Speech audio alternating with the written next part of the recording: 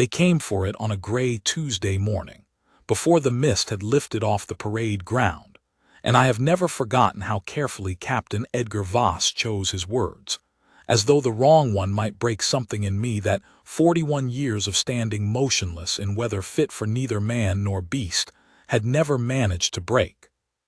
"Warrant Officer Calder," he said, "I am instructed by the Crown's Honors Registry to request that you surrender your Cross of Valor, pending a formal review." I did not ask him to repeat it. I had heard him the first time, and a guardsman who makes his captain repeat an unpleasant order is a guardsman asking for a kindness he has no right to expect. I only said, "On what grounds, sir?" Because a man is entitled to know what he stands accused of, even a man who has already decided he will not fight it in the corridor. Captain Voss did not want to say the words. I could see that in the set of his jaw, in the way his eyes went to the window instead of to me. "A petition has been lodged," he said, "alleging a material error in the original citation. The matter is going before the Crown's Tribunal of Honors. Until it is resolved, the registry requires that the decoration be held in trust, not worn, and not retained in your possession." 41 years I had worn the small crimson ribbon of that medal on the days it was permitted, and carried the weight of it, unworn, on all the days it was not. I had polished it, cleaned it, repaired the pin twice, and never once in all that time told anyone in full what it had cost to earn it. I reached up, unfastened the clasp at my collar where it hung among the lesser decorations a long career collects the way a riverbed collects stones, and I set it in Captain Voss's open palm. "Who has lodged the petition, sir?" I said, because I wanted to know the name of the person who believed I had taken something that was not mine. "A Mrs. Eleanor Finch," he said. "She claims to be a descendant of Guardsman Walter Finch." I did not react to that the way Captain Voss expected me to. I saw him brace for it, for anger, or for grief, or for some crack in the composure he had spent a career watching me maintain in front of drunks and dignitaries, and once memorably, a runaway carriage horse.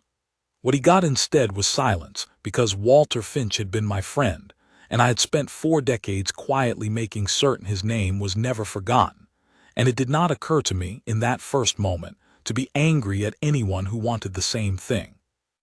"I understand, sir," I said, and I meant it, though understanding and welcoming are not the same thing, and I will not pretend to you now, all these years later, that handing over that medal did not take something out of me that took a long while to put back.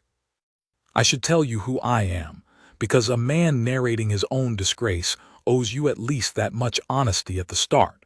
My name is Hugh Calder. I have served the Crown of Eldermore for 43 years, the last 11 of them as warrant officer of the King's Guard, which is a fancy way of saying I am the old man who teaches young men how to stand still, how to march without looking like they are marching, and how to carry themselves as though the eyes of the whole kingdom were on them, because on the days that matter they are. I have stood at the gates of the palace at Harrogate in snow that stung like wasps and heat that curdled the wax on a man's mustache. I have held a rifle at present arms through funerals, coronations, and one very long royal wedding during which a groomsman fainted directly in front of me, and I did not so much as glance down. Restraint is not merely a discipline I practice. It is, I have come to believe, the whole of what I am. The Cross of Valor is the highest decoration this kingdom bestows for gallantry, and it is not given lightly, and it is not given often. I was awarded mine 43 years ago, when I was a young guardsman barely into my 20s, for events that took place one October night at the palace that I had, by long habit and by choice, almost never discussed. Not with my wife in the early years of our marriage, not with the young guardsmen I trained, not with the reporters who occasionally tried, over the decades, to draw the story out of me for some commemorative piece on old regiments. I was not being modest for the sake of appearing modest, which is its own kind of vanity. I simply did not think the story was mine to tell in the way people wanted it told, and there were reasons for that reticence which I will come to, because they matter more than anything else in this account. What I want you to understand before I go further is that I did not fight the order that Tuesday morning. I did not raise my voice, did not demand to see the petition, did not ask Captain Voss to intercede on my behalf with anyone above him. A guardsman spends his career learning that dignity is not the same as defiance, and that a man who has to shout for his own honor was never entirely sure of it to begin with. I believed that morning that the process, whatever it was, whoever had set it in motion, would eventually arrive at the truth, because I believed the truth was on my side, and truth, in my experience, does not need me to defend it so much as it needs me to be patient while other people find their way to it. I would be tested on that belief more thoroughly than I expected. News of it moved through the guardroom the way water moves through a cracked cistern, slow at first, and then, all at once, everywhere. By midday, half the household guard knew that old Calder had been made to give up his cross, and by the look on some of their faces, you would have thought I had been made to give up an arm. Guardsman Peter Anslow, a young man I had been training for the better part of 2 years, and who had the particular fire of a 23-year-old who has not yet learned that outrage rarely accomplishes what patience accomplishes, found me in the equipment room polishing a set of buttons that did not need polishing, because a man needs something to do with his hands when his mind will not settle. "It isn't right, sir," he said. "Everyone knows what that medal means. Everyone knows what you did to earn it." "Do they?" I said mildly, because in point of fact almost no one did, and that was rather the trouble. He stopped because he realized, as I had realized decades before he was born, that he did not actually know the story either. Nobody did in any detail. There were rumors, the way there always are around a man who will not talk about himself, that I had pulled someone from a fire, that I had been wounded, that a member of the royal family owed me something they had never quite said aloud. Rumors are cheap currency.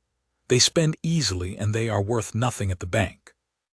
Anslow set down the boot he'd been holding, only half blacked, and looked at me for a long moment with the particular frustration of a young man who has just discovered that a person he admires is more complicated and more guarded than he had ever allowed himself to consider. 2 years, sir," he said. 2 years you've been drilling me on how to stand, how to carry a rifle, how to keep my face still when some fool in the crowd is trying to bait me into a reaction. And in 2 years, you've never once told me why you wear that particular ribbon, or what it cost you. I always assumed it was because it was too grand a story for the likes of me to hear casually. I didn't think it might be, because you'd simply decided never to tell it to anyone at all. "It isn't a matter of grandness, lad," I said, though I did not look up from the buttons, because it was easier to say the next part without meeting his eye. A man can tell a story about himself in a way that flatters him, even when he doesn't mean to, simply because he's the one telling it and he's the one who lived through it, and he can't help but shape it a little, the way anyone shapes a thing they're proud of, or ashamed of, or both at once. I decided a long time ago that some accounts are better left to people who weren't in the room, if it ever comes to needing telling at all. That way nobody has to wonder whether I've made myself larger in the retelling than I actually was that night. "That's a heavy thing to carry alone for 40 years, sir," Anslow said, quieter than before. "It is," I agreed, "though I'll tell you a truth about carrying heavy things, Anslow, since you're of an age now to hear it and use it. A weight carried in silence doesn't get heavier with time, the way you'd think it might. It gets more familiar. You learn its shape and where to place your hands on it, and after a while it stops feeling like a burden at all and starts feeling like simply the way you're built. That doesn't mean it was right to carry it that way. I'm not holding myself up to you as a model, lad. I'm only telling you it's possible, and that a man can do it for decades without it breaking him, provided he's got a wife, and a handful of good comrades, and enough duty in front of him each day to keep his hands and his mind occupied." "Then tell them," Anslow said. "Tell the tribunal. Tell them exactly what happened, and this Mrs. Finch will withdraw her petition inside the hour." "It isn't as simple as that, lad," I said, and set down the polishing cloth. A woman doesn't go to the trouble of petitioning the Crown's Tribunal of Honors because she woke up one morning wanting to make trouble for an old guardsman. She believes something. I expect she has reason to believe it. My job right now isn't to shout her down. It's to let the people whose job it is to find the truth go and find it, and to conduct myself, while they do, in a manner that doesn't shame the metal whether I end up wearing it again or not. He looked unconvinced, the way young men often do when an old man tells them that patience is itself a kind of action. I did not blame him for that. I had been him once, a long time ago, before a night at the palace taught me things about patience, and its opposite that no amount of telling could have taught me faster. "What if they take it, sir?" he said. "Permanently, I mean. What if this Mrs. Finch is right, and it goes to her family instead?" I thought about that for a moment, honestly, the way I try to think about everything rather than reaching for the answer that feels good and calling it the truth. "Then it goes to her family," I said, "and I will have to live with whatever the truth turns out to be, same as anyone. But I don't believe truth punishes an honest account, Anslow. I have never once seen that happen in 43 years. I have seen the truth take its time. I have never seen it lie." I did not entirely believe my own steadiness as I said it. I want to be honest about that too. There is a difference between the composure a man shows and the composure a man feels, and the whole of my training and much of my temperament besides has always been in narrowing that gap as much as it can be narrowed. But it is never fully closed, not for anyone, not even after 43 years. That evening I told my wife, Margaret, over a supper neither of us finished. She had known me since I was 26 years old, 3 years after the events that earned me the cross, and she was one of perhaps 4 living people who knew even a portion of the true account. Not because I had ever sat her down and told it properly, but because a woman married to a man for 38 years learns things in fragments, in the things he says in his sleep on the anniversary of a date he has never once explained to her, in the flowers he leaves every October, at a modest headstone in the guardsman's plot at St. Osgood's churchyard, without ever telling her whose grave it is. "They can't be serious," she said when I told her. 43 years, Hugh. 43 years, and now someone decides there was a mistake. "People make mistakes for 43 years all the time, love," I said. "Sometimes it just takes that long for anyone to notice." "You're too calm about this." "I'm not calm," I said, and that was as close as I came, that whole first week, to telling her how frightened I actually was, not of losing a piece of metal and ribbon, which I could have lived without, but of the possibility that somewhere in the muddle of old paperwork, something had gone wrong badly enough that a woman I had never met now believed her family had been cheated of a truth that belonged to them, and that I, in my long silence, might have been part of how that happened. The formal notice arrived 4 days later, delivered by a clerk from the Crown's Tribunal of Honors in an envelope sealed with the Crown's own wax, which is not a thing I had seen since my commissioning papers arrived, all those years ago, in an envelope sealed the same way. It informed me that a hearing would be convened before Justice Miriam Croft, sitting for the Tribunal of Honors at the Crown Courts of Harrogate, to determine the validity of the petition lodged by one Eleanor Finch, and that I was required to appear. I read the notice twice, standing in the guardroom doorway with the mist still clinging to the lower windows, and I found myself thinking, not of the tribunal, not even of Mrs. Finch, but of a corridor thick with smoke, and a name I had shouted into it 43 years before, and a young guardsman's face I had not been able to save, and I thought, whatever this Justice Croft finds, she will not find the whole of it, because the whole of it does not live in any file. It lives in me, and I have spent 43 years making sure it stayed there. I did not yet know how wrong I was about that. The Crown Courts of Harrogate sit in a long gray stone building not far from the palace itself, close enough that on a still morning you can hear the bells of the palace chapel through the tall windows of the tribunal chamber. And I remember thinking, as I was shown to my seat that first morning, that it was strange to be brought before a court within sound of the very walls I had spent my whole adult life guarding. The chamber was smaller than I expected, paneled in dark oak gone honey-colored with age, with a high bench at the far end, and rows of plain benches for those who had come to watch, which, on that first morning, numbered perhaps a dozen people, mostly clerks and a pair of reporters from papers that cover the honors courts the way other papers cover racing form. I sat at a small table to the left of the chamber, alone but for a court-appointed clerk assigned to assist any party without private counsel, since I had declined, from the outset, to retain a solicitor of my own. Captain Voss had questioned that decision more than once in the weeks before the hearing, arguing that a man's honor was exactly the sort of thing worth spending money to defend properly, and I had told him, each time, that I did not believe I needed a solicitor to help me tell the truth, only the willingness to tell it plainly and let the tribunal do its work. I understand now that this was not entirely wise as a strategy. Justice Croft herself would later observe, gently, that most parties before her tribunal came rather better prepared than I had, but I do not regret the choice, because it meant that whatever the tribunal heard from me in that chamber, it heard unpolished by anyone else's phrasing, which seemed to me, then as now, the only honest way to answer for a night I had spent 4 decades trying not to varnish even in my own memory.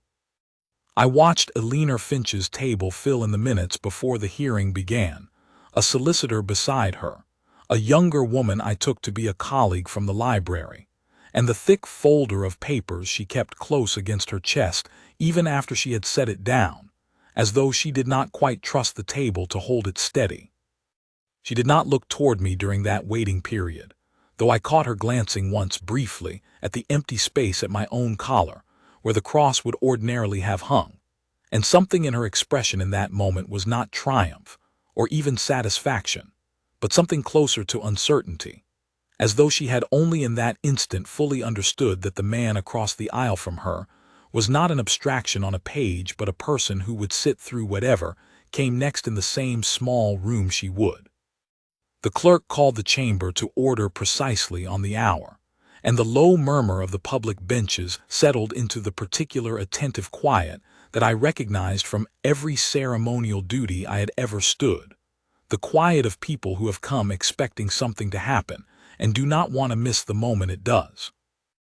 Justice Miriam Croft entered a few minutes past the hour, and I will tell you honestly that my first impression of her was of a woman who did not appear to be in a hurry to reach any conclusion at all, which I took, at the time, as a good sign, though I did not yet understand how thoroughly that impression would prove correct. She was perhaps 60, silver-haired, with the kind of unhurried attentiveness that I recognized because I had spent a career cultivating a version of it myself.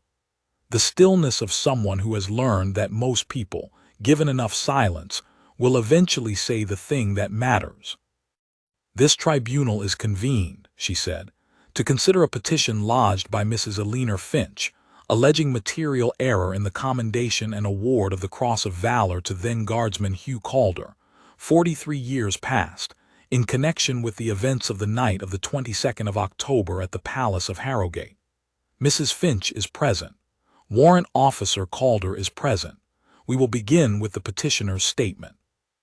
I turned then and saw Eleanor Finch for the first time.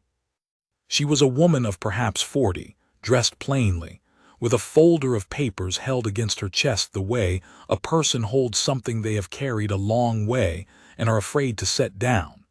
She did not look at me the way I had half expected, not with hostility, not with the righteous heat of someone certain they were about to unmask a fraud. She looked at me the way you look at someone you have been dreading meeting and have discovered, now that the moment has come, that the dread does not quite fit the person in front of you. I found, to my own surprise, that I did not dislike her on sight. It is difficult to dislike a person who is visibly trying to do right by someone they loved. "Thank you, Your Honor," she said, and her voice shook only slightly, the shake of a person unused to public rooms rather than the shake of a person telling a lie. "My name is Eleanor Finch. Walter Finch, who served as a guardsman at the Palace of Harrogate and who died as a result of injuries sustained on the night in question, was my great-uncle, my grandmother's brother. I never knew him. He died 9 years before I was born. But I grew up in a house where his photograph hung in the front hall, and where my grandmother told my sister and me, every year on his birthday, that her brother had died a hero at the palace, and that the crown had never properly honored him for it. She paused, and Justice Croft said nothing, only waited in that unhurried way of hers, and I understood then that this was how she worked, that she would let a room fill itself with silence until the truth, or something close to it, had nowhere left to hide. I have spent the last 3 years researching my family's history, Eleanor Finch went on. I am a records assistant at the Municipal Library in Harrogate. It is, I suppose, the kind of work that makes a person curious about paper trails. I began simply wanting to know more about my great-uncle. What I found instead was a citation for the Cross of Valour, awarded to Guardsman Hugh Calder for the events of that same night. That is unusually brief, barely 4 lines, where every other Cross of Valour citation I have examined from that era runs to a full page or more. And in the margin of the file copy held at the Honours Registry, in a hand I believe belongs to a registry clerk of the period, is a note that reads only, "See also, Finch, W." There is no further explanation of what that note refers to. There is no citation, no commendation, no record of any honor at all in my great-uncle's name, though the registry's own index shows that a recommendation was drafted for him and never completed. She looked up then, not at me but at the judge. "I am not here to accuse Warrant Officer Calder of anything," she said. "I want to be very clear about that. I do not know what happened that night. I only know that the record as it stands does not make sense, and that if there was an error, if credit that belonged, even in part, to my great-uncle was never properly recorded, then I believe the Crown owes it to his memory, and to my family, to find out the truth before another 43 years pass, and it becomes impossible to find it all." It was, I thought, listening to her, one of the more reasonable things I had ever heard said in a courtroom, and it left me with nothing to be angry about, which I suspect surprised the reporters in the back row more than anything else that happened that morning. Justice Croft turned to me. "Warrant Officer Calder, you have heard the petition. Do you wish to respond?"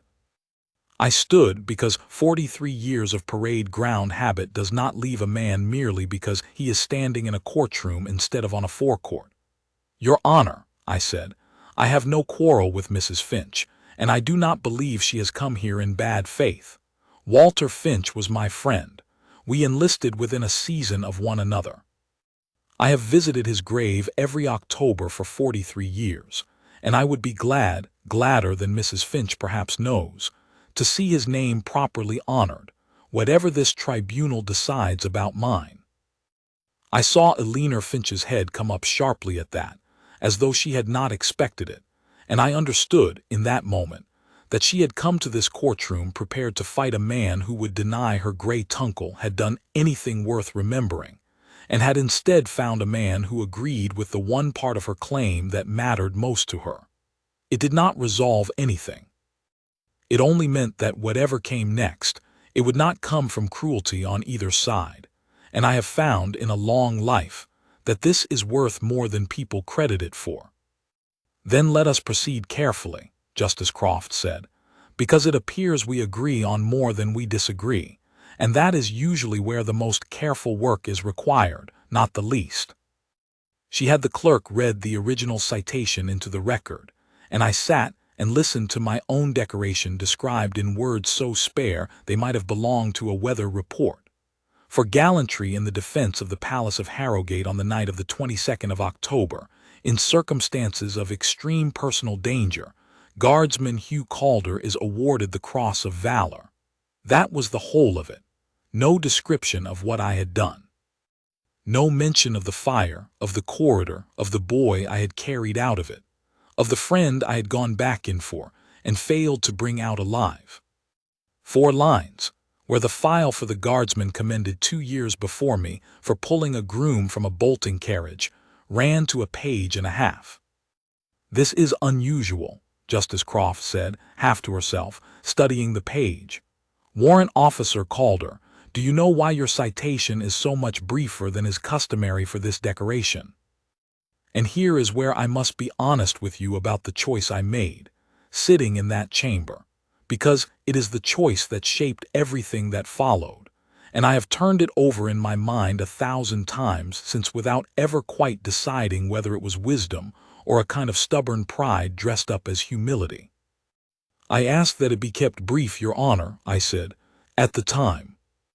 I wrote to the registry myself, some weeks after the award was announced, and requested that no fuller account be published. I did not want the particulars made public." The chamber went very quiet. "Why?" Justice Croft said, not sharply. Simply a question, asked the way she seemed to ask every question, as though the answer mattered more to her than the asking of it. "Because," I said, and I found the words harder to produce than I expected, even after 43 years of practicing them in my own head. "A boy died beside me that night whose family, as far as I knew then, had received nothing at all in his memory, and it did not sit right with me to have my own name written large across an account in which his part was at least as great as mine, and perhaps greater, while his was reduced to a footnote or left out entirely. I thought, I believed at the time, that I was doing the honorable thing by asking that the record be spare rather than see it done unevenly. I did not foresee that in making it spare, I would also make it unclear. I am beginning to understand, sitting here, that this may have been the actual error at the heart of Mrs. Finch's petition, and if it is, then the fault for that lies with me and with no one else, and I will not pretend otherwise to spare myself." I watched Eleanor Finch's face while I said it, and I saw something move across it that I can only describe as the particular grief of a person discovering that the wrong they believed had been done to their family was real, and yet was not the wrong they had imagined, and did not have a villain attached to it after all. It is, I have come to think, one of the harder things a person can be asked to absorb in a courtroom, the truth arriving not as vindication, but as something sadder and more complicated than either side expected. Justice Croft made a note, unhurried, and then she looked up at both of us in turn. "This tribunal will need to examine the full record before reaching any determination," she said. "That includes contemporaneous accounts, any surviving witness testimony, and the original file held by the Honors Registry in its entirety, not merely the citation as published. Given the questions raised regarding the completeness of the original commendation, and in the absence, at this stage, of a fuller account that resolves those questions, this tribunal orders that the interim suspension of Warrant Officer Calder's Cross of Valor remain in effect pending that review. The decoration will continue to be held by the Honors Registry. This matter is adjourned for a period of no less than 6 weeks, to allow for a full investigation." It was not the ruling I had hoped for, though I had told myself, walking into that chamber, that I did not know what I hoped for beyond the truth eventually being found. I had thought, foolishly perhaps, that a single morning's hearing might settle it, that the mere fact of my willingness to honor Finch's memory alongside my own might satisfy the tribunal that no fraud had been done. Instead, I left the Crown Courts that afternoon exactly as I had entered them, without my cross, with 6 weeks of uncertainty stretching ahead of me, and with a growing, uneasy sense that the true account of that October night, the one I had spent 43 years keeping folded small and private, was no longer entirely mine to keep. I want to tell you about those 6 weeks honestly, because they were, in their own quiet way, harder than the night that started all of this, and that is a strange thing to say about a stretch of time in which nothing violent happened to me at all. The story reached the newspapers within the week, not the Honors Court reporters alone, but the wider press, because there is something a certain kind of newspaper cannot resist about an old decorated soldier accused, even obliquely, of having worn a medal that was not entirely his. Heroes cross in doubt after DECADES, one paper's inside page announced, above a photograph of me taken years before at some ceremonial function, looking, I thought, uncommonly stern for a man who had been smiling when the photograph was taken. Another ran a more sympathetic piece, quoting an unnamed source within the household guard as saying the whole business was a disgrace and ought never to have reached a courtroom. I did not read either piece all the way through.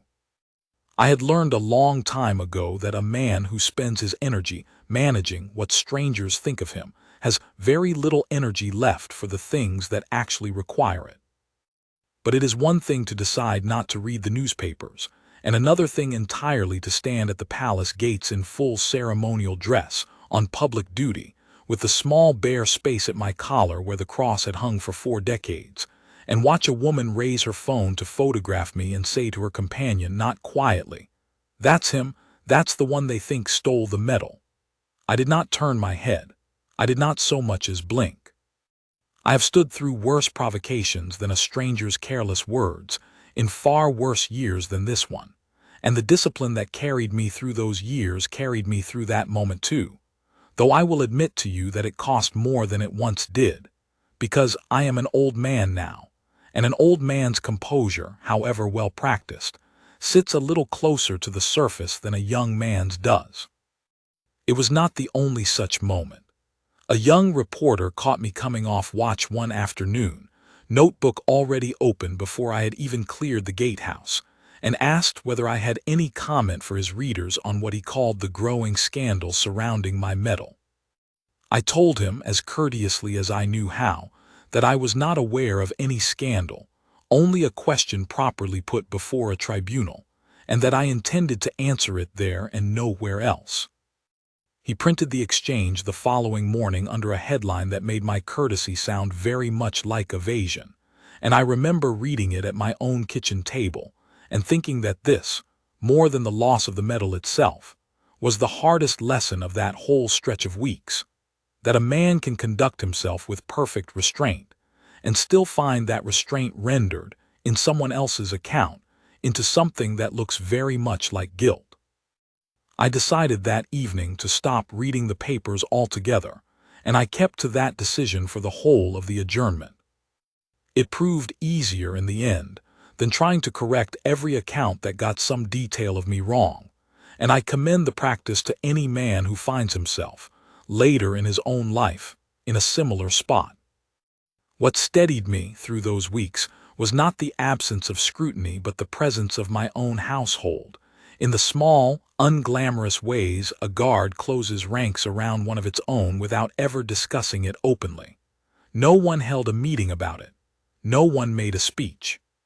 But I noticed that my watch was never once left short-handed in those months, that a fresh pot of tea appeared in the guardroom at the end of my duty more often than coincidence alone would explain, and that the younger guardsmen, Anslow chief among them, took to walking a half-pace closer to me on the forecourt than strict formation required, as though their nearness were its own kind of answer to anyone watching.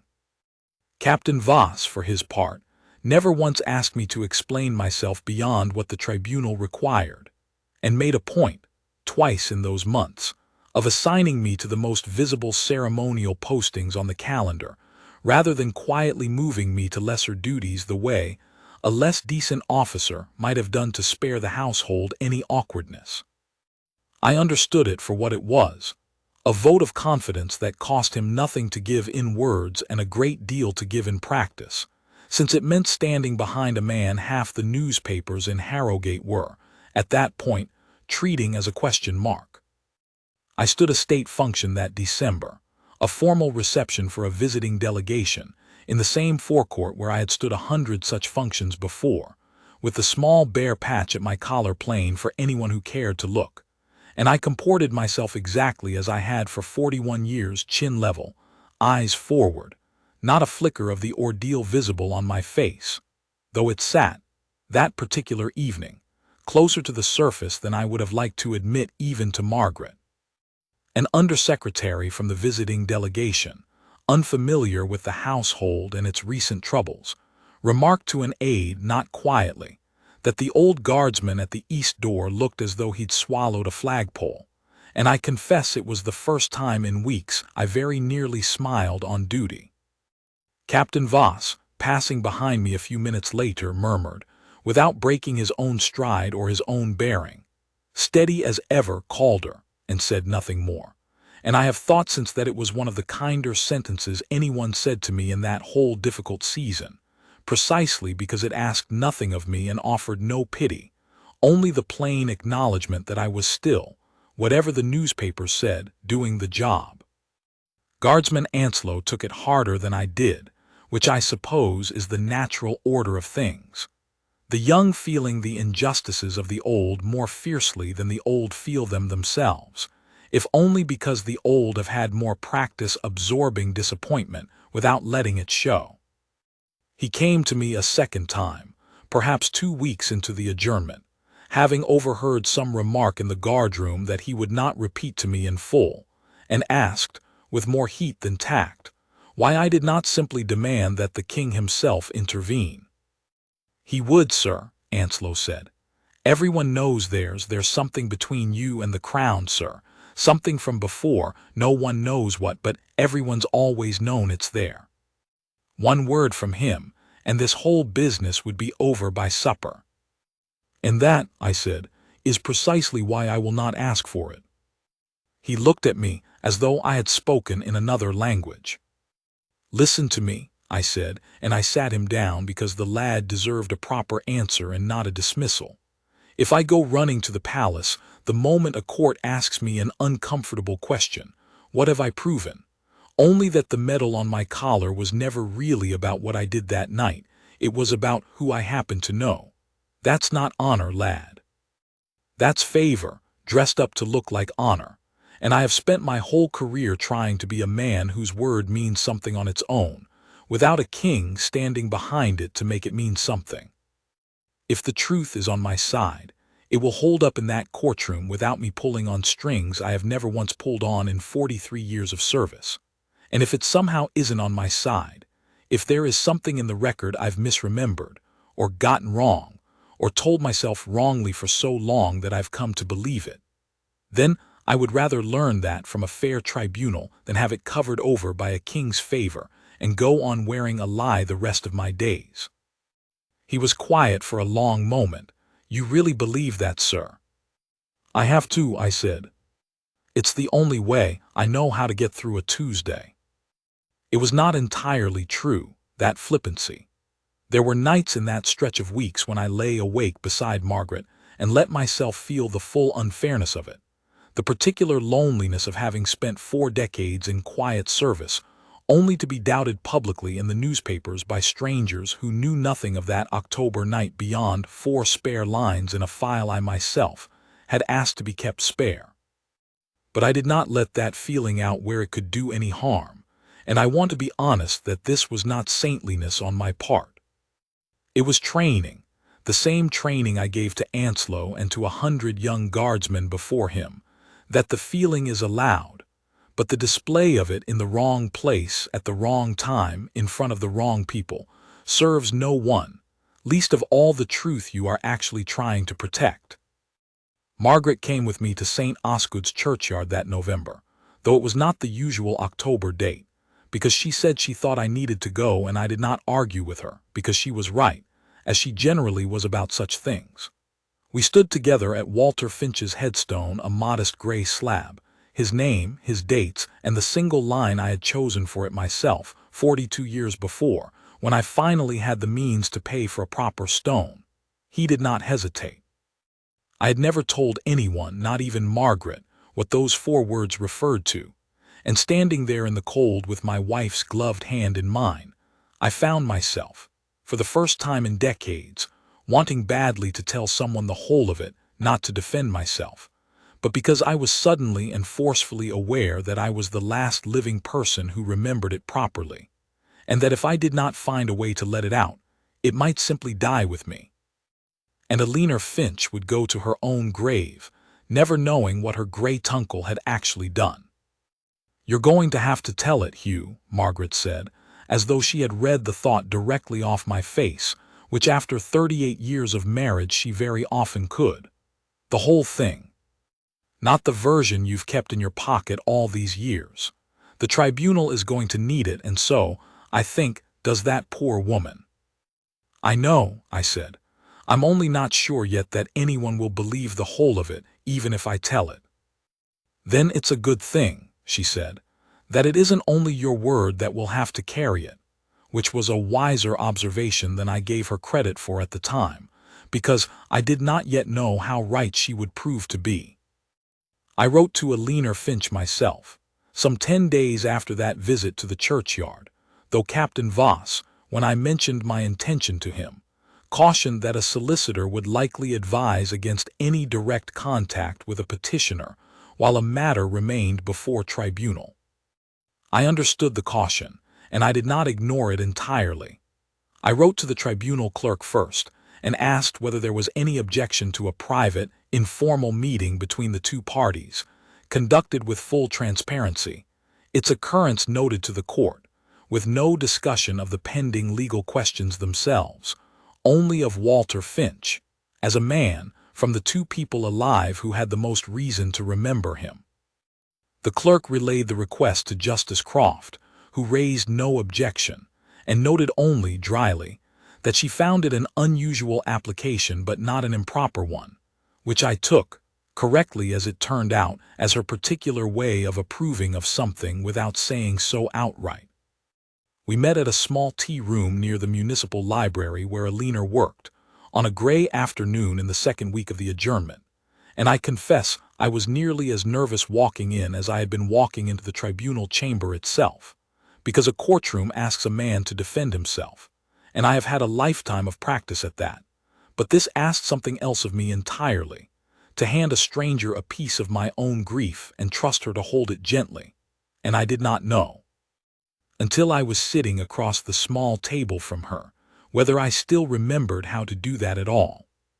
She had brought a folder with her, thicker than the one she'd carried into the tribunal chamber, and she opened it carefully, the way a person handles something that has outlived everyone who could once have explained it to them, and showed me a photograph I had never seen, Walter as a boy of perhaps 12, standing in a farmyard with a plow horse twice his size resting its great head against his shoulder as easily as a cat leaning into a hand, and I recognized the look on the boy's face at once, because I had seen it 100 times on the man, that particular unhurried confidence he had with any animal larger and more frightened than himself.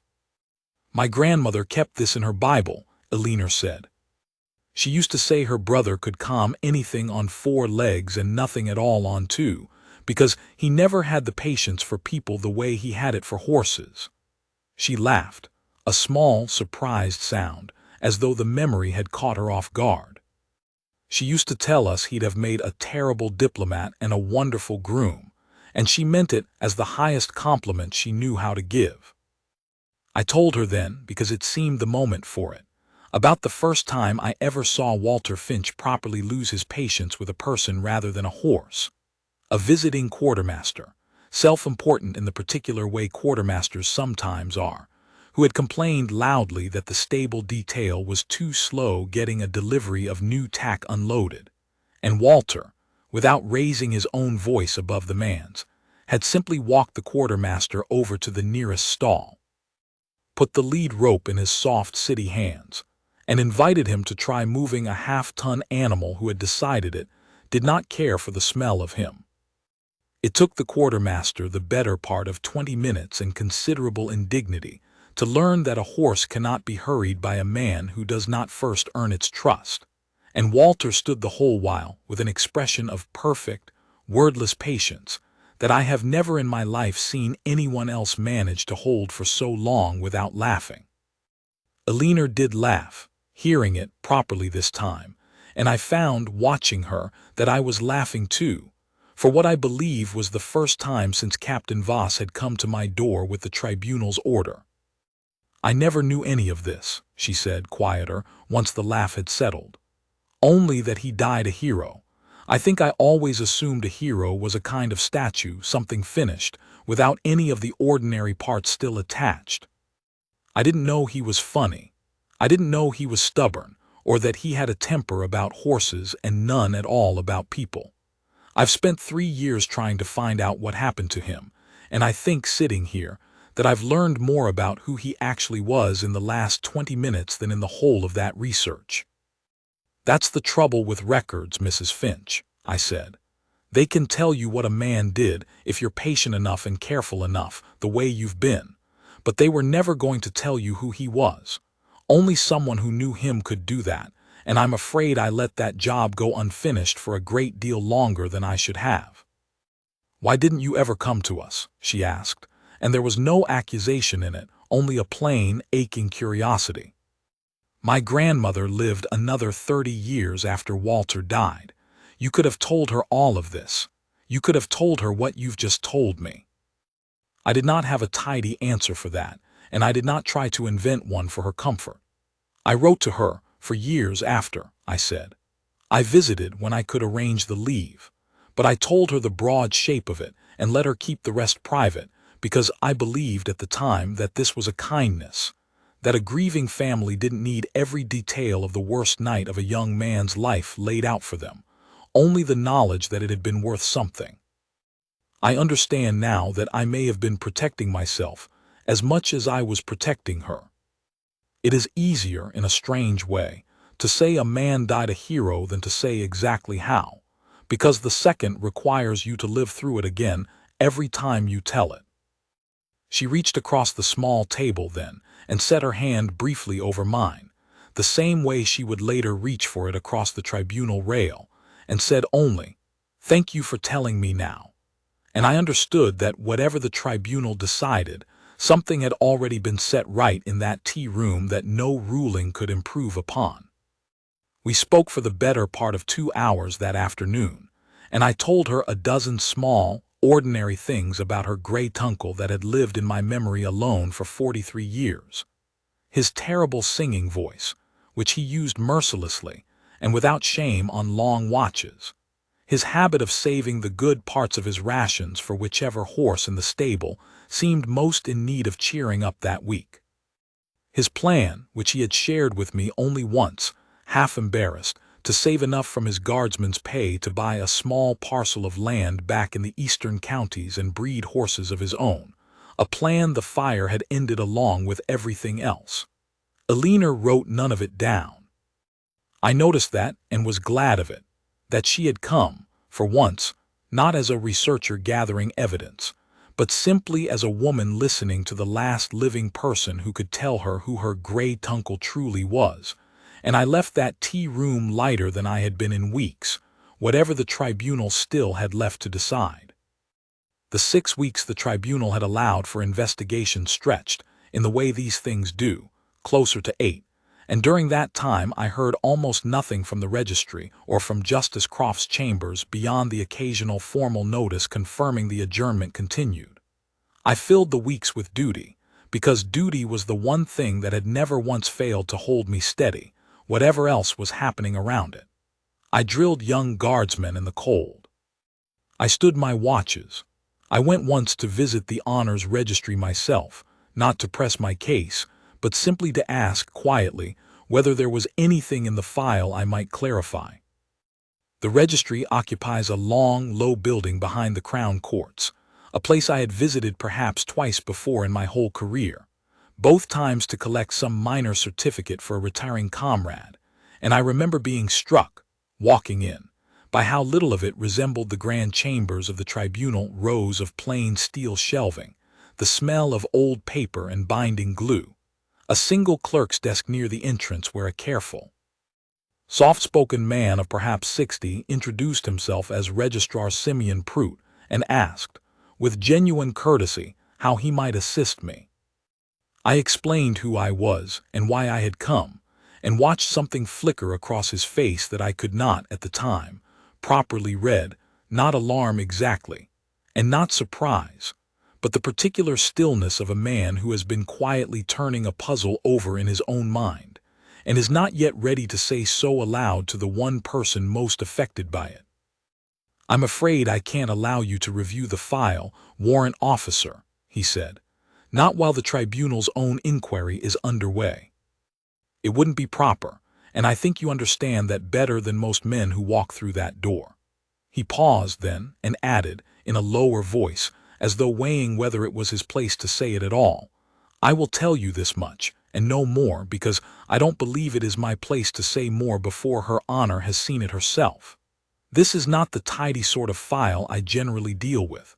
I have kept this registry for 30 years, and I have not seen many like it. Whatever the truth turns out to be, warrant officer, I do not believe it is a simple one, and I do not believe simple men made the mess of it. It was tiredness and haste and paperwork asked to hold more than paperwork can properly hold. I have seen that kind of error before. I have rarely seen one it took 43 years to notice." I did not press him further. I understood even then that he had told me more than his position strictly allowed, and that he had done it, I believe, out of a kind of professional decency. I asked him before I left whether it was usual for a case so old to still be tangled in a filing error at all, given how much of the registry's older material had by then been converted to the newer digital index. He shook his head. "Usual, no. But not as rare as you'd hope either, warrant officer. We digitized the bulk of the wartime and unrest-era files in a single push, some 15 years back, under considerable pressure of time and considerably less funding than the job deserved." A margin note in a clerk's hand, written in haste on a page filed next to another page, it was never meant to be read alongside, can survive that kind of transcription and come out the other side meaning something quite different to a modern eye than it meant to the hand that wrote it. I don't say this to excuse it. A family waited 43 years for an answer that was, in some sense, sitting on a shelf not 40 feet from where you're standing the whole time. I say it only so you understand that this was not any one man's negligence so much as it was the ordinary, unglamorous way that old truths get buried under new systems built in a hurry to manage them. He walked me to the door himself, which I understood from the deference of the junior clerks who watched him do it, was not his usual habit, and as I stepped out into the yard he added, almost as an afterthought, "For what it's worth, warrant officer, and I would not say this if I did not believe it, I do not think you will find when this is finished that you have anything left to apologize for." I did not know, standing there, how much weight to put on the words of a registrar I had met only once, but I carried them with me through the weeks that followed all the same. The way a man carries any kindness offered to him at a moment he badly needed one. That small lift of hope was tested within the fortnight, when Captain Voss came to me a second time, on another gray morning, with another envelope, and I understood from his face alone that whatever it contained was not going to be good news. "A preliminary report has been filed with the tribunal," he said, "by the registry's own fact-finding officer, not Justice Croft herself, you understand, but a separate official assigned to summarize the evidentiary record for the court's convenience. I think you should read it before it's read to you in open session." I read it standing in the guardroom doorway, the same spot where I had stood 5 weeks before to receive the original order, and I found that the report, for all its careful, bloodless language, amounted to something considerably harder to bear than the interim suspension had been. The fact-finding officer, a conscientious man by all later accounts, doing an honest job with incomplete information, had concluded that the surviving documentary record could not, on its own, definitively establish which of the two men, Calder or Finch, bore the greater share of credit for the events of that night, and recommended, in the interest of what the report called a fair and proportionate resolution consistent with the ambiguity of the surviving record, that the tribunal consider redesignating the honor as a shared or joint commendation, with the physical cross of valor itself either divided in recognition between the two families, or, more likely given the decoration's singular nature, withdrawn from individual award altogether, in favor of a new joint memorial citation to be created for the purpose. I want to tell you plainly what that recommendation meant, stripped of its careful language, because I have thought about it a great deal since. It meant that a committee, acting in good faith and with no villainy in its heart at all, had looked at 43 years of accumulated paperwork confusion and concluded that the honest thing to do, in the face of genuine uncertainty, was to give neither of us the truth in full, to average two men's separate acts of courage into a single blurred acknowledgement that would satisfy the paperwork without ever actually answering the question either family had a right to have answered. It was, I came to understand later, exactly the kind of well-intentioned compromise that bureaucracy reaches for when it runs out of patience for the harder, slower work of finding out what actually happened. And I do not fault the officer who wrote it, because he had done the only honest thing available to him with the file as it then stood, not knowing what Justice Croft and Registrar Prout were, even then, quietly still searching for in an archive he had not thought to ask about. I did not sleep well that week. I want to be honest about that, because I have been honest with you about everything else in this account, and it would be its own kind of dishonesty to pretend that the composure I showed on duty came without cost behind closed doors. I went to St. Osgood's churchyard alone, without Margaret, on a weekday afternoon I ought to have spent drilling recruits, and stood at Walter's headstone for a long while in a cold wind, and said aloud, to a gray slab of stone that had never once answered me in 43 years of visits, that I was sorry that my own long silence had left the door open for this, sorry that a careful, well-meaning committee might now finish the job my silence had started, and blur his memory into a joint footnote, instead of the whole, particular truth of a man who had gone back alone into a burning stable for two frightened horses, because he could not have lived with himself if he hadn't. I thought, standing there for the first time in 5 months, of asking the king for help. I want to admit that too, because I promised you the whole of this account and not merely the parts that make me look steadier than I was. I thought of it seriously, for the better part of an afternoon, of writing to the palace, of trading on whatever quiet debt I believed still existed between us, of simply making the compromise report disappear the way a king's displeasure can sometimes make inconvenient paperwork disappear, if he is asked plainly enough by the right person. I did not do it. I want to tell you it was pure principle that stopped me, the same principle I had explained to Anslow weeks before, and I believe that principle was a real part of it. But I will tell you honestly that a good portion of what stopped me, that afternoon in the churchyard, was Walter himself, or rather, the version of him I carried in my memory, who had never once in his short life taken the easy road around a difficulty when the harder, honester one was available to him, and who would have been, I believed then and believe now, deeply ashamed of a friend who solved his problem with a favor instead of with the truth.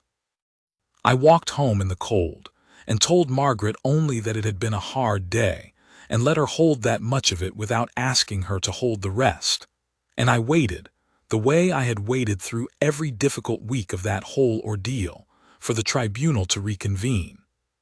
It was only much later that I learned what Prout had already begun to notice, quietly, on his own initiative, in the weeks before I ever walked through his door.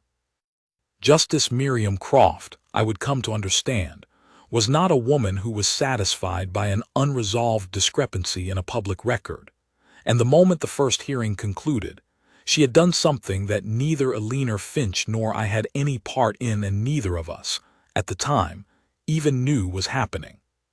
She had gone, personally, to the Honors Registry, and asked to see not merely the file relating to my citation, but every file connected to the events of that October night, however tangentially, a request that took Registrar Prout the better part of 2 days simply to assemble, because the registry's records from that era, digitized only partially and decades after the fact, were scattered across 3 separate archival systems that did not, as it turned out, entirely agree with one another. I did not learn the details of what she found in those early weeks until much later, when she laid it out for the tribunal in full, but I want to tell it to you now in the order she pieced it together, because I think it matters, because the shape of how a truth is finally uncovered is sometimes as important as the truth itself, and because without Justice Croft's own quiet, unglamorous stubbornness, sitting alone in an archive room reading 43-year-old paperwork by lamplight, none of what came after would have happened at all. The first thing she found was the original citation drafts, not one, but two, filed within the same week of each other, in the cramped, hurried hand of a registry clerk named Osric Bellwether, who had processed honors recommendations at the registry for the better part of a decade, and who, as it turned out, had left his post not long after that October, citing exhaustion. In the wake of what internal correspondence described only as an unusually heavy period of casualty and commendation processing. One draft, addressed to me, recommended the Cross of Valor.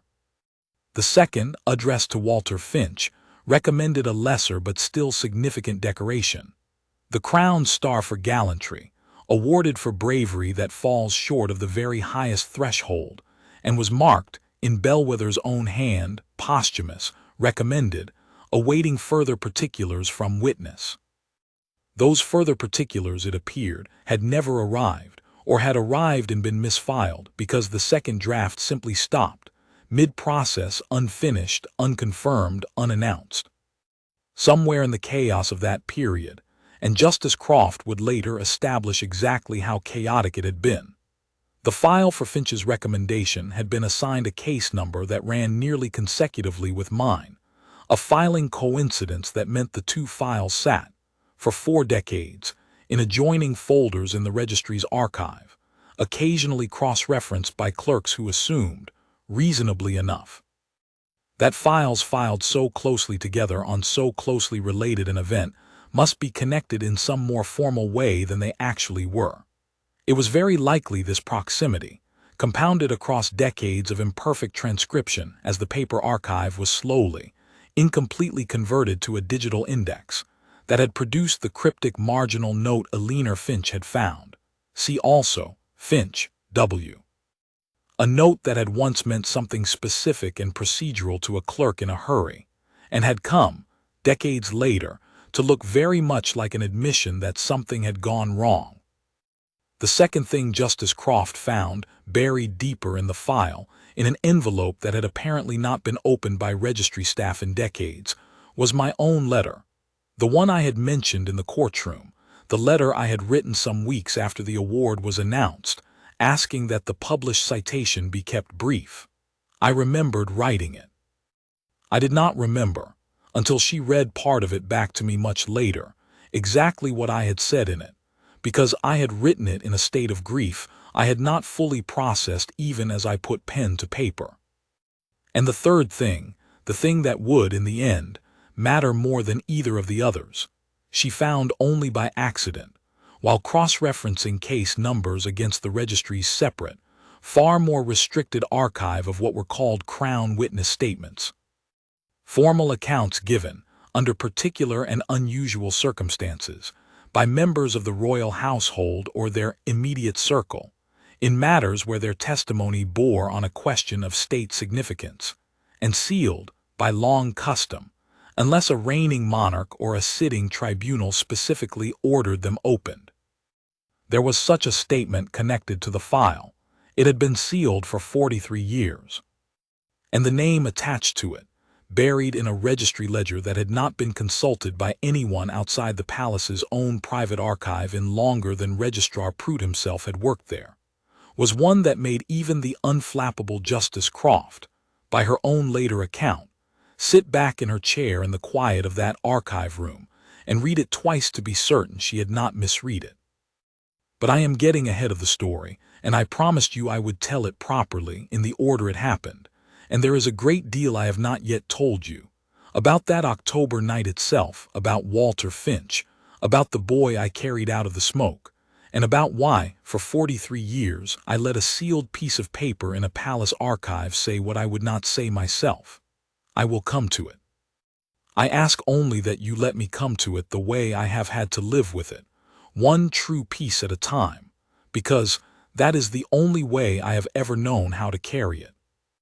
The second hearing was convened 8 weeks after the first, on a bright, cold morning in late autumn, and I remember being surprised, walking into the chamber, to find it fuller than before, more reporters, a scattering of unfamiliar faces in the public benches, and seated near the front, unmistakable in his bearing even from behind, a man I recognized instantly and had not expected to see there at all.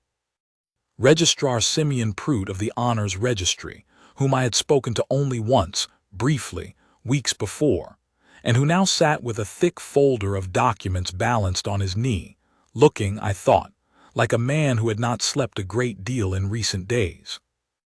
Justice Croft opened the proceedings with less preamble than before. This tribunal has completed a review of the full registry file relating to the events of the 22nd of October, including previously unexamined material, she said. Before this tribunal reaches any further determination, I intend to hear directly from Warrant Officer Calder a complete account of the events in question, under oath, in his own words, without interruption. I am also informed by the registry that certain additional material has come to light which bears directly on this matter, and which will need to be addressed before this tribunal can properly conclude its review. I felt more than saw. Eleanor Finch turned to look at me from her place at the petitioner's table, and I understood that whatever careful account I had given the tribunal at the first hearing, spare, dutiful, more concerned with honoring Finch's memory than with defending my own, was not going to be sufficient this time. Justice Croft wanted the whole of it, at last, after 43 years, and I found, sitting there in that honey-colored oak chamber with the palace bells sounding faintly through the windows, that I was finally ready to give it to her. "Your Honor," I said, when she asked me to begin, "I will tell it as plainly and as completely as I can. I would ask only that the record show I am not telling it now because I believe it will restore my cross to me. I am telling it because a woman in this room deserves to know what her great-uncle did, in full, and because I believe I have kept it to myself for longer than was fair to his memory, whatever the tribunal ultimately decides about mine." Justice Croft inclined her head once and said nothing more, and I began. I was 22 years old that October, in my third year with the household guard, young enough still to think of the uniform as something I was privileged to wear rather than something I had grown into the way a man grows into his own hands. Walter Finch was 24, 2 years my senior in age, though we had enlisted within the same season, and he was, without question, the finest natural horseman in our detachment. A farmer's son from the eastern counties, who had a gift with animals that the rest of us, city-born and stable-clumsy, frankly envied. We had become friends the way young men thrown together under hard discipline often do, quickly and completely, over shared watches and worse food, and the particular camaraderie of men who are cold and tired together and find it, somehow, funnier than it has any right to be. I think often still of an evening perhaps a week before the fire, on a watch we shared at the eastern wall, when Walter told me, half embarrassed, of a plan he had been turning over for the better part of a year, to save enough from his guardsman's pay over time, to buy a small parcel of land back in the eastern counties near where he'd grown up, and breed horses of his own, quiet, steady animals, nothing grand. Just enough to make an honest living doing the one thing in the world he was better at than anyone else I ever knew. He asked me not to laugh at him for it, which I never would have done, and when I told him I thought it sounded like exactly the kind of life a man ought to want, he looked so plainly pleased that I have never forgotten his face in that moment. The particular, unguarded happiness of a young man allowing himself, just once, to say a dream aloud to someone he trusted not to make it smaller for the saying.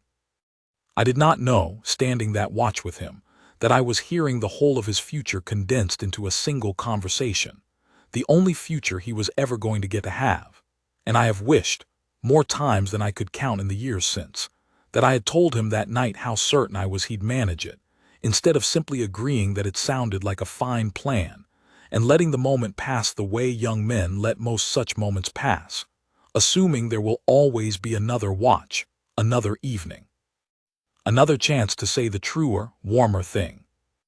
I tell you this not to delay the account of what happened next, but because I do not believe you can understand the shape of what I did that October night, or why I did it without a moment's hesitation, unless you understand first what kind of man I was trying to save.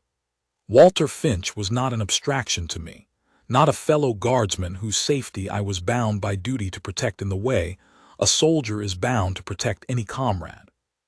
He was a particular person, with a particular plan for a particular small parcel of land, and a particular laugh that carried across a stable yard, and I would have gone into that fire for him if I had never worn a uniform at all in my life, because that is simply what you do for a man like that, uniform or no uniform, duty or no duty. I want that understood plainly, because I have spent 43 years letting people assume my actions that night were the product of training alone, and training carried me a good part of the way. I will not deny it. But it was not training that sent me back into that stable a second time, after the boy was already safe. It was Walter's laugh, and Walter's plan for the land, and the plain, unbearable thought of a world that no longer had either one in it. The kingdom that autumn was not at peace within itself. There had been unrest for the better part of a year, a faction of disaffected lords and their retainers, opposed to certain of the old king's reforms, who had moved from grievance to conspiracy in the way such movements sometimes do, and though the household guard had been placed on a heightened watch for some weeks, none of us, I think, truly believed that any of it would reach as far as the palace walls themselves. We were wrong, and we were wrong in the particular way that young men in uniform are always wrong about danger, which is to say we understood it as an idea and not yet as a fact. It happened a little after midnight. I remember the specific quality of the dark that night, no moon, a low fog off the river that had crept up into the palace gardens and lay along the ground like something breathing. And I remember the first sound, which was not shouting, not yet, but a peculiar, wrong quiet where the usual small noises of the night watch should have been. Then the alarm bell, and then the fire which had been set deliberately, we would learn later, as a diversion in the old stable block at the palace's western edge, close by the servants' wing and more gravely, close by the nursery apartments where the young crown prince, a boy not yet 10 years old, slept with his household. I want to be careful here, because this is the part of the story where I have always had to resist the temptation to make myself larger in the telling than I actually was that night. I was frightened. I want that understood plainly. Any man who tells you he was not frightened, running toward a fire that had very obviously been set on purpose, by people who very obviously intended harm to someone inside that palace, is not telling you the truth, and I promise this tribunal, and I promise you the truth. Walter and I were posted that night on the western approach, nearest the stables, and we reached the fire within moments of the alarm, before, I believe, almost anyone else on the grounds. The smoke was already thick along the ground, the particular black, choking smoke of old timber and straw, and there were men in the yard who did not belong there, 3 or perhaps 4 of them, armed, moving with purpose toward the servants' wing rather than away from the fire the way any innocent bystander would have moved. Walter went for the horses first, without being asked, without a moment's hesitation. The stable held 11 animals, including 2 that belonged to the royal stables proper, and every one of those stalls would have meant a screaming, trapped death for the horses inside if no one freed them. And Walter Finch, farmer's son that he was, could no more have left those animals to burn than he could have left a drowning child. He went in alone, into smoke that was already bad enough to make my own eyes stream from 20 paces off, and I did not go with him, because in that same instant one of the armed men turned toward me, and I understood, with a clarity that has never left me, that whatever else happened in the next several minutes, the nursery wing beyond me was where the true danger lay, and that I was, at that moment, the only guardsman standing between it and the men moving toward it. I will not describe the confrontation that followed in more detail than the tribunal required, because it is not the part of this account that matters most, and because I do not believe a fight, however necessary, is a thing to be dwelt on for its own sake. I held the western door long enough, with more luck than skill, I have always believed, though Justice Croft would later tell me the record did not support my modesty on that point, for the alarm to properly rouse the household guard proper, and for the first reinforcements to reach the yard. I took a wound to my shoulder in the process, from a blade rather than a bullet, which I still carry a scar from and have never once, until that tribunal, described to anyone outside my own family. It was in the chaos immediately after the reinforcements arriving, the conspirators scattering or being taken, the fire still climbing the old stable roof, that I heard, from inside the burning building, a nursemaid's voice, and beneath it, the thin, terrified crying of a child. The Crown Prince's household apartments backed directly onto the stable's upper hayloft through a service passage that had, I would later learn, been left unlocked that night by carelessness rather than conspiracy, and the boy, frightened by the alarm, by the smoke already creeping along the passage, and separated somehow from the nursemaid meant to keep him, had wandered toward the one place in the whole palace he ought never to have gone, and found himself trapped by smoke on the wrong side of a door that had jammed in its frame. I went in. I do not remember making the decision to go in the sense of weighing it, of choosing it the way a man chooses between two paths. I simply went, the way Walter had gone for the horses, because there are moments, I have come to believe, when a man's training and his character are so thoroughly the same thing that there is no longer any decision left to make, only an action that has already, in some sense, been decided by every year that came before it. The passage was worse than I expected. I found the boy, the young prince, curled against the jammed door, coughing, too frightened to call out any longer, and I got my body between him and the worst of the smoke and carried him the way you carry anyone too frightened to hold on themselves, and I got him out through a side vent I nearly missed in the dark, into air that felt, after that passage, like the first breath a man ever draws. I set him down in the yard, into the arms of a nursemaid who had been searching for him in something close to madness, and I want you to understand that in the whole of that action, I never once thought of it as heroic. I thought of it, if I thought of anything beyond the smoke and the door and the boy's small hand fisted in my collar, as simply the thing that had to be done next, the way every action that night was simply the thing that had to be done next, one after another, with no space between them for fear to properly take hold. It was only once the boy was safe that I remembered Walter. I went back in for him. I want to say that plainly, because it is the part of the account I have carried hardest all these years, and the part I have least wanted to say aloud in any courtroom. I went back into that stable, through smoke thicker now than it had been minutes before, calling his name, and I found him in the far stall, having freed 9 of the 11 horses already and gone back, alone for the last 2 which had panicked and would not be led. He had gotten one of them loose. He was still working at the second, a young gray mare belonging to the prince's own household, more valuable to no one alive than to a frightened animal thrashing in a burning stall, when the roof beam above him gave way. I got him out. I want that understood too. I did not fail to bring him out of that fire.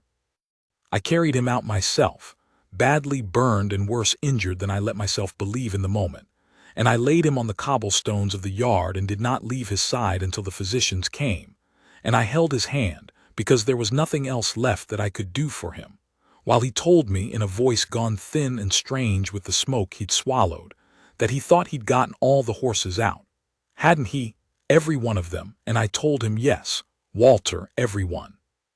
Because it was nearly true, and because a dying man deserves the comfort of the truth's better half if there is one to give him. He did not die that night. He held on for 6 days at the palace infirmary, and I sat with him every hour I was permitted, and on the 6th day the injuries to his lungs finally took him, and I was the one who had to write to his family in the eastern counties, because he had no closer kin than a sister. He had asked me, more than once in those last 6 days, to look after if the worst happened. I did look after her, in the small ways a young guardsman with no fortune of his own could manage. A letter every few months, a visit when I could arrange the leave, a promise I kept for the whole of her life that Walter's grave would never want for flowers as long as I was living to bring them. She was Eleanor Finch's grandmother. I did not know, until that second hearing, that in all the years I had written to her, she had never once told her own family the details I had shared with her privately about her brother's death. Only the broad, proud fact of it, a hero at the palace, and I understood, hearing that, why the family's memory of Walter had grown, across 2 generations, into something at once true and incomplete. The way memory does when the fullest facts are held by only one person, who cannot bring himself to share them widely. When the Crown announced the award some weeks later, my Cross of Valor, and the recommendation, still pending confirmation, of a Crown Star for gallantry in Walter's name, I will admit to the tribunal now, as I admitted then, in no state to manage my own affairs with any clarity. I had lost my closest friend. I carried a wound that would trouble my shoulder for the rest of my working life. And I had been told, informally, that mine was likely to be the more prominently reported of the 2 honors, given the nature of what I had done in the nursery passage, while Walter's recommendation for the horses, for going back in alone, for the same unhesitating courage that had cost him his life, would very likely receive less public notice, because rescuing animals from a fire, however dangerous, does not carry, in the public imagination, quite the same weight as carrying a child from one. It seemed to me, in my grief, a monstrous unfairness, and I wrote to the registry and asked that my own citation be kept as spare as the rules allowed, so that it would not overshadow whatever recognition Walter's family eventually received. I did not know, could not have known, and never once checked in the decades that followed, because by then the wound of it had scarred over into a silence I no longer thought to disturb, that Walter's recommendation had never been completed at all. I assumed all those years that some quieter, lesser version of it had gone through in its own time, the way I had asked. I never confirmed it. That is the single failure in this account that is mine alone, and I said so, plainly, to the tribunal, because I do not believe a true accounting has room in it for a man protecting his own comfort at the expense of the whole truth. There was one more piece of the account that I had never told anyone, not even Margaret, not even in the drowsy honesty of 38 years of marriage, and it was this, that I had not been the only witness to what happened in that nursery passage. The boy I carried out frightened, half-conscious with smoke, barely 10 years old, had, in the days that followed at his father's insistence, given a formal account of that night to a member of the palace household, because it was understood, even then, that a full and honest record of the conspiracy's failure mattered to the security of the Crown, whatever became of any individual honor attached to it. That account had been taken down, signed, and sealed at my own quiet, private request, made through the boy's own father, because I did not want a child's memory of the worst night of his life turned into a public spectacle for the sake of my own recognition. I asked that it never be published while I lived, unless some future need made it necessary. I did not think in that moment that I was hiding anything. I believed I was protecting a frightened child from becoming a curiosity. I did not foresee that in doing so, I was also sealing away the one piece of testimony that could have settled, cleanly and completely, any future confusion about what had actually happened that night, including, 4 decades later, the confusion that had brought Eleanor Finch to this very courtroom in good faith, believing her family had been wronged. That boy, I told the tribunal, and my voice did not entirely hold steady on the words, grew to be a man this kingdom now knows well.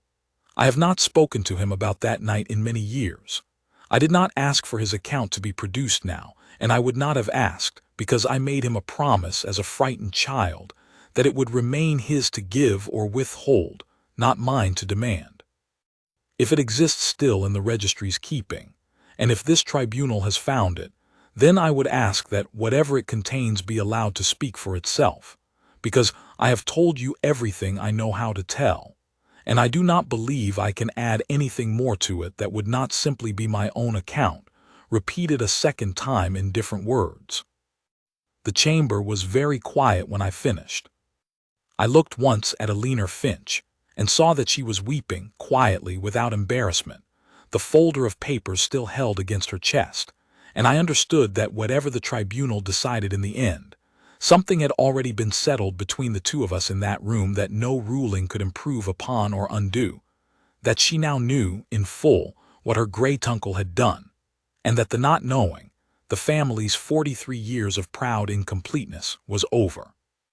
Justice Croft let the silence sit for a long moment before she spoke again, and when she did, her voice carried a different weight than it had at any point before. "Warrant Officer Calder," she said, "this tribunal thanks you for an account given, I have no doubt, at considerable personal cost. I want to tell you now what this tribunal found in the registry's sealed archive, because I believe you are entitled to hear it stated plainly, and because I do not believe you have ever, in 43 years, heard it stated at all.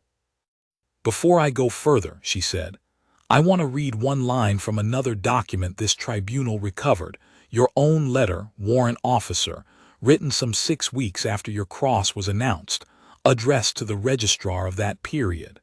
I do not read it to embarrass you. I read it because I believe it is, in its way, the truest evidence this tribunal has heard in the whole of this matter, truer even than the citation itself."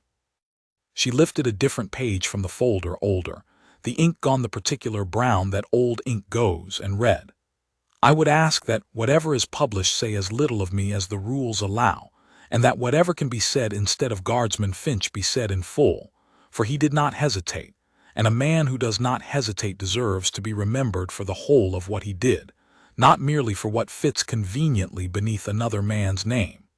She set the page down. "I confess, warrant officer, that when Registrar Prout first showed me this letter, I assumed I was reading a modest defense, composed for this tribunal's benefit. It was only once I confirmed the letter's date, 6 weeks after your award, decades before any petition, decades before Mrs. Finch was even born, that I understood I was reading something else entirely. Not a defense. A record of grief, filed quietly in a registry drawer, by a young man who did not yet know that his own carefulness would one day create the very confusion his honesty was meant to prevent. I noticed, hearing my own words read back to me across 4 decades, that I did not entirely recognize the young man who had written them, and yet I recognized him completely, the way a man recognizes a photograph of himself at an age he can barely remember being, and knows, all the same, that the face in it is unmistakably his own. I had chosen my headstone inscription for Walter, those 4 words. He did not hesitate, without ever consciously remembering that I had used the identical phrase in that letter decades before, and it struck me, sitting in that chamber, that some truths a man carries so completely that he repeats them without noticing, the way a heartbeat repeats without a man having to remind it to. Eleanor Finch had gone very still beside me while the judge read, and when I glanced at her I saw that her eyes had filled again, though she made no sound. "He never told my grandmother that," she said quietly, "to no one in particular, or perhaps to Walter himself. She only ever knew there was a citation that never came. She never knew there was a letter explaining why." Justice Croft let the words settle in the chamber before she went on, and when she did, it was with the particular gentleness of a woman about to close a wound rather than open a new one. She lifted another page from the folder before her, not a copy, I would learn later, but the original, its seal already broken under the tribunal's own authority some days before, in a process I had known nothing about. This tribunal obtained, through proper authority, A Crown witness statement given some 6 weeks after the events of the 22nd of October, by a witness whose identity, given the sensitivity of the record, I will confirm to this chamber directly rather than read from the file. She paused and looked, not at me, but toward the doors at the rear of the chamber, and I understood in the half-second before it happened exactly what she was about to say, and I felt something in my chest that I had not felt in 43 years of careful composure, something closer to the fear of that October night than to anything I had experienced in the whole slow ordeal of the tribunal. The doors at the rear of the chamber opened, and King Alaric of Eldermore walked in. I have stood post outside rooms the king occupied more times than I could count across a career, and I had learned, long before that morning, the particular hush that falls over any room he enters. Not fear precisely, but a kind of gravity, the way a large stone dropped into still water changes the shape of everything around it before the water has even finished moving. He was not dressed for ceremony. He wore a plain dark coat, the sort a man wears when he has come somewhere on short notice, and does not wish to make a spectacle of his arrival, and he crossed the chamber without hesitation to a seat near the front that a clerk had, I now understood, been keeping empty for him the whole morning, and only then did he look toward me directly. For what I believe was the first time in perhaps 15 years that we had been in the same room together, with any occasion to acknowledge one another beyond the formal courtesy owed a king by any guardsman on duty. "Your Honor," he said, and his voice, though quiet, carried easily to every corner of that chamber, "I asked to be informed if this matter reached the point where my own account might be required, and I am told that point has now arrived. I would like to give it myself if the tribunal will permit it, rather than have it merely read into the record." Justice Croft inclined her head. "The tribunal is grateful, Your Majesty." He did not stand at any great height above the rest of us as he spoke. He remained seated, in fact, which I have thought about many times since, because I believe it was deliberate, a king choosing, in that particular room, to speak as a witness and not as a sovereign. And he told the chamber, in his own words, of a night 43 years gone, when he was a boy not yet 10 years old, frightened past speech, trapped behind a jammed door in a smoke-filled passage he ought never to have wandered into, certain, in the particular absolute way that children are certain of things, that he was going to die there. He told them of a young guardsman's voice calling his name through the smoke before he ever saw the man's face, and of being lifted and carried, and set down at last into air and light in his nursemaid's arms, and of looking back once over the guardsman's shoulder as he was carried, to see the same young man already turning back toward the burning building rather than staying to be thanked. I did not fully understand, as a child, what I had witnessed, King Alaric said. I understood only that I had been frightened, and then I was not frightened because of one man's action. It was some weeks later, once I was old enough to be told the fuller truth of that night by my own father, that I learned the guardsman who carried me out had gone back in afterward for his closest friend, and that his friend had not survived it, and that the same guardsman, grieving, injured, not yet 23 years old, had nonetheless asked that his own recognition be minimized so that his friend's sacrifice would not be overshadowed. I gave a formal account of that night at my father's request, because he believed, rightly, that a full record mattered to the Crown's security. I asked through my father that the account be sealed, because Warrant Officer Calder himself had asked the same, and I did not think, as a boy, that it was my place to override a request made by the man who had just saved my life. I have honored that seal for 43 years. I want to state plainly, now, before this tribunal, what that sealed account has always said, so that there is no longer any question left for anyone to carry. Guardsman Hugh Calder held the western approach to the palace against armed conspirators, sustained a serious wound in doing so, entered a burning structure without hesitation to rescue me from a passage I had wandered into by no fault of his, and having seen me to safety, returned to that same fire for his friend, Guardsman Walter Finch, who had, entirely on his own initiative and at the cost of his life. Already freed 9 of 11 horses from the burning stable, and was attempting to free the last 2 when the structure gave way. Guardsman Calder carried Finch from that fire as well, and remained at his side for the whole of the 6 days that followed, until Finch's death from his injuries. There is no error in the record of Hugh Calder's cross of valor.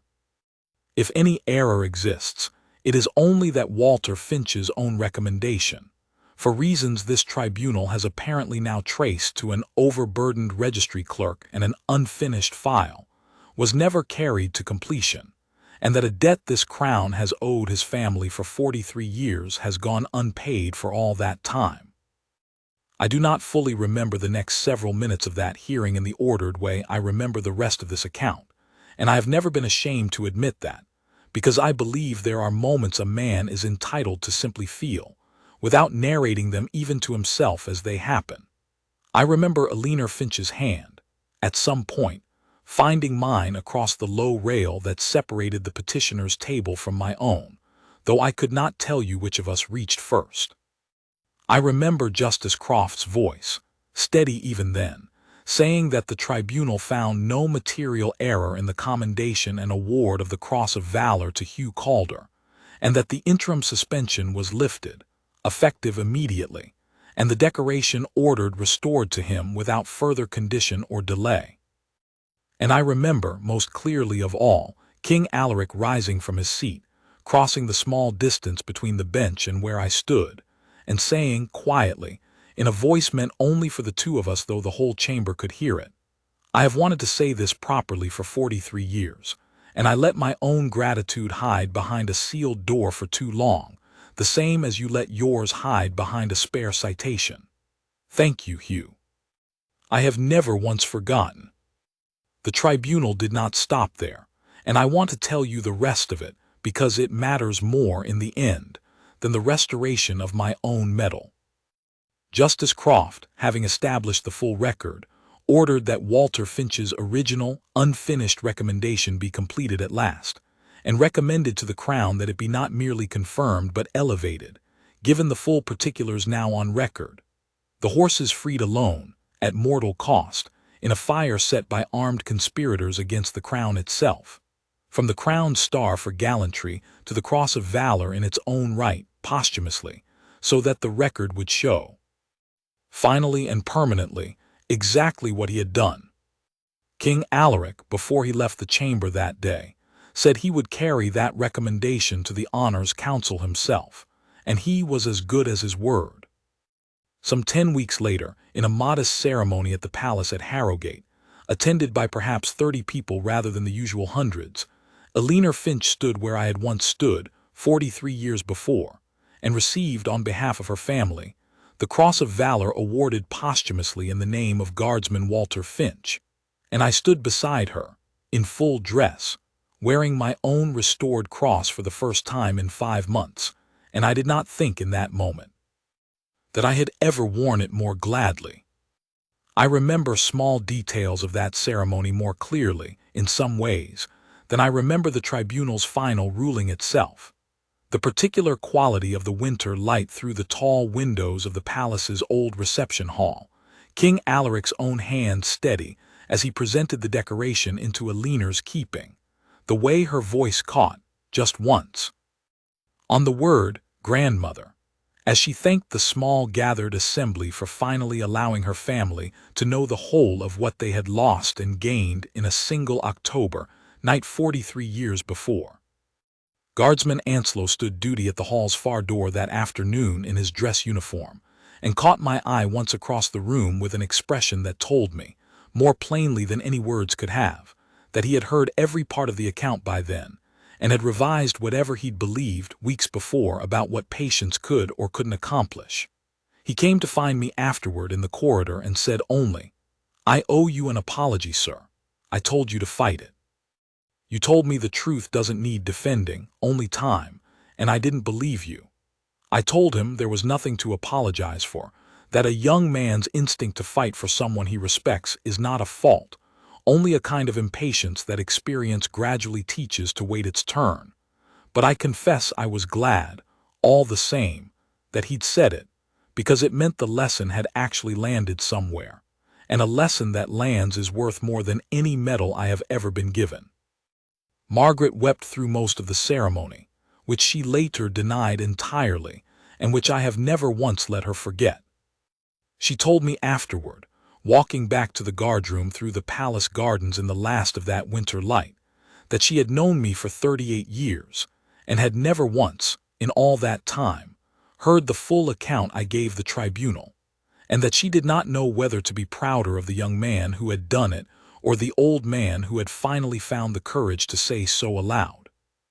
I told her honestly that I was not certain I would have found that courage on my own, that it had taken a stranger's grief, and a judge's stubbornness, and a king's decision to finally speak a debt he'd carried silently, to pry the account loose from where I'd kept it folded for 4 decades, and that I was not sure this made me a particularly courageous man so much as a fortunate one, to have been surrounded in the end by people more patient and more thorough than I had ever managed to be with my own story. Eleanor and I stood together for a long while near the hall's entrance after most of the guests had gone, neither of us in any hurry to end the afternoon, and she told me that she intended to have her grandmother's photograph of Walter, the boy with the plow horse, copied and hung, alongside a print of the ceremony itself, in the front hall of her own home, so that her children, and whatever children came after them, would grow up knowing not merely that their ancestor had died a hero, but the whole particular shape of the man he had been before that. I told her I thought that was exactly right, and that I would be glad, whenever she wished it, to fill in whatever details memory still owed her, for as long as memory continued to serve me at all. I want to close this account honestly, because I promised you at the start that I would not dress up my own disgrace, and I do not intend to dress up my own vindication either. I do not believe the tribunal's ordeal was a wrong done to me. In the end, whatever it cost me in those 5 months of uncertainty and public doubt. I believe, sitting here now, an old man with a restored medal and a friendship, an unlikely, hard-won friendship, with the great niece of the man I could not save, that the whole process, painful as it was, did something I had failed to do myself in 43 years of careful silence. It told the truth completely, to everyone who needed to hear it, instead of leaving it folded up small in one old guardsman's memory where it could do no one any good. My own instinct, that October so many years ago, had been to protect Walter's memory by minimizing my own account, and I still believe the instinct itself was honorable. But an honorable instinct, held too tightly and for too long, can create its own kind of injustice, and it took a sincere woman's grief, and a careful judge's refusal to leave an unanswered question unanswered, and a king's decision to finally speak a debt he had carried silently for 4 decades, to put right what my own silence, however well-intentioned, had left crooked. Eleanor Finch and I correspond still, some years on now. She visits Walter's grave with me each October, and I have come to think of her, in the quiet way an old man allows himself such things, as something like family, which I suppose, in the truest sense, she always was, through Walter, even before either of us knew it. Guardsman Anslow, who is a sergeant himself now, still asks me from time to time to tell the story properly, and I tell it to him the way I have told it to you, not as a tale of a medal nearly lost, but as a tale of how long a good man's silence can hide an even better man's sacrifice, if no one is stubborn enough, or careful enough, or simply decent enough, to go looking for the truth and see it all the way through. I wear the cross of valor still, on the days it is permitted, and I think of Walter Finch every time I fasten the clasp, and I no longer feel, as I once did, that wearing it fully and speaking of it honestly does any disservice to his memory. I understand now that it never did. The disservice all along was mine, in believing that the truest honor is the one that says the least about itself. I have learned in my old age that the truest honor is simply the one that is, at last, told whole.